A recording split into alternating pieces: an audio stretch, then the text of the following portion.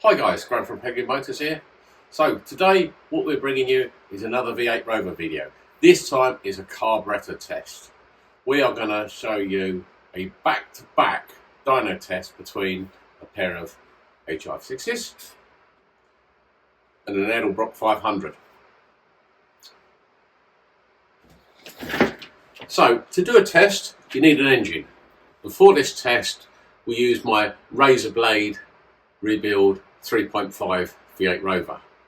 Now the thing is, most of the V8 Rover engines I do are all in Rover P6s. So almost all of the V8 Rover engines I do are 3.5s. Hence the fact why we've done a 3.5. They're also, obviously they're in P6s, so we use Rover P6 exhaust manifold and a replica P6 system.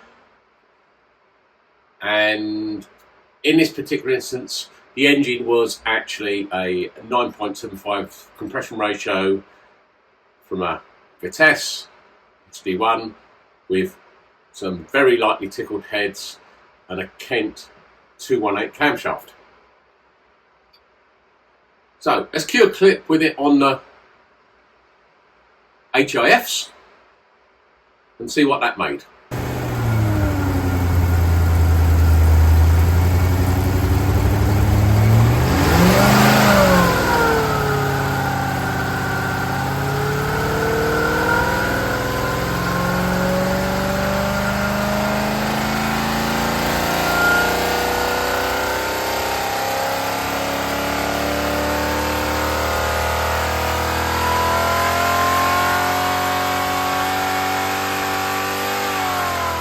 Right, there you go.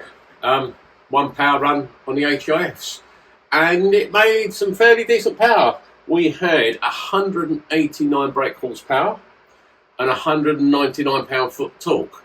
Now that 218 cam in a 3.5 means it was fairly revvy. We only revved it onto about 5900 RPM, but probably for peak power should have pushed it a bit further. But do you know what? I didn't want to break the engine.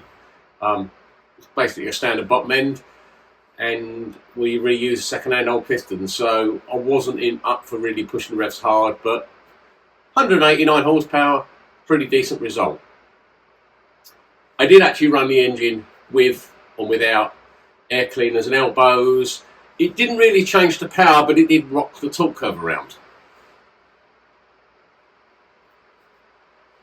So up next, what we need to do is fit the 4-barrel.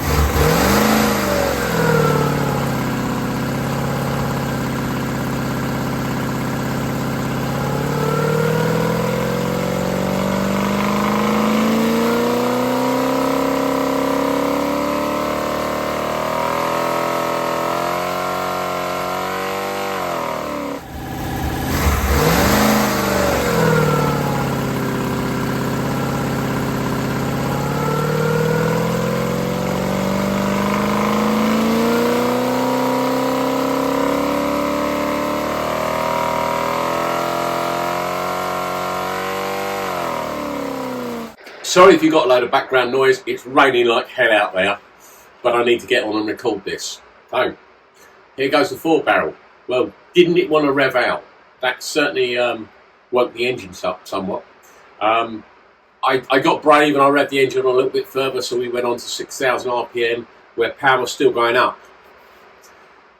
So, a couple of things you can say here. Probably, if you're going to run an automatic, or in a heavyish vehicle, this cam's too revvy. You need a milder cam, but it'd be ballistic in a lightweight car.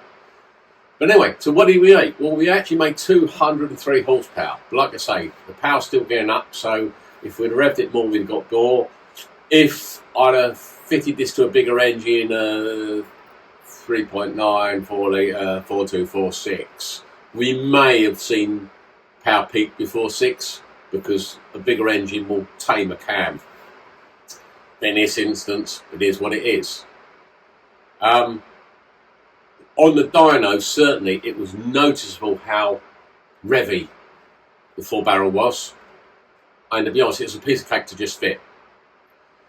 Now what I will say is that in all probability in the lower part of the rev range, 2,500 RPM. I think if I'd have had some jets to richen the 4-barrel up slightly, we'd have picked a bit of mid-range up. But I don't think it would have matched the SUs. That said, if we'd have used the SUs as they come, and I hadn't messed around re-needling and playing with them to extract the very best from the SUs, the 4-barrel definitely would have out-talked them. Now, I kind of let the cat out of the bag there, because I've already given you the answer.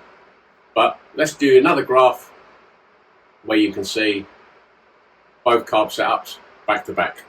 Now, one point to note here is that running with or without filters actually changed the SU slightly.